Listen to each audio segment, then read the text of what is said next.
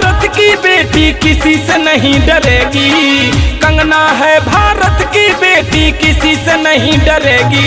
बन करके झांसी की रानी दुश्मन पे टूट पड़ेगी। बन करके झांसी की रानी दुश्मन पे टूट पड़ेगी।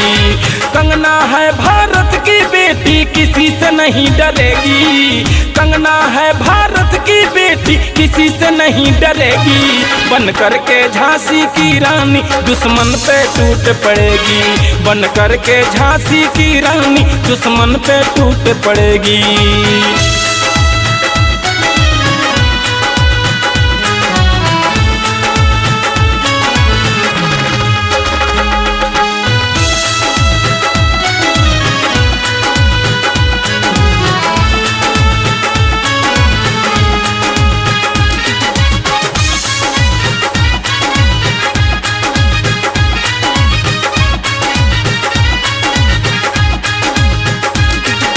जब जब भारत माता ने पापियों से ठोकर खाई है, तब तब कंगना इस बेटी को इस धरती पर लाई है। इस धरती पर लाई है।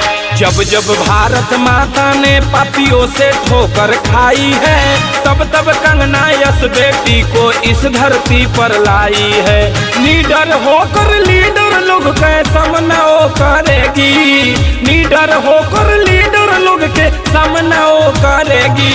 बन करके झांसी की रानी दुश्मन पे टूट पड़ेगी। बन करके झांसी की रानी दुश्मन पे टूट पड़ेगी।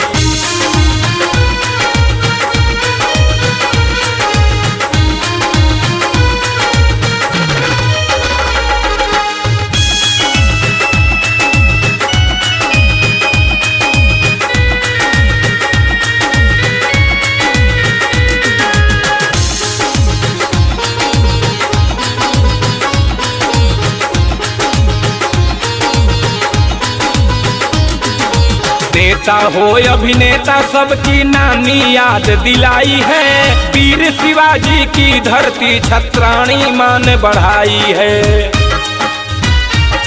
छत्राणी मान बढ़ाई है। नेता हो अभिनेता सबकी नानी याद दिलाई है। वीर शिवाजी की धरती छत्राणी मान बढ़ाई है। मुंबा देवी की कृपा से डट कर वो लड़ेगी। मुंबा देवी की कृपा से डट कर वो लड़ेगी। बन करके झांसी की रानी दुश्मन पे टूट पड़ेगी। बन करके झांसी की रानी दुश्मन पे टूट पड़ेगी।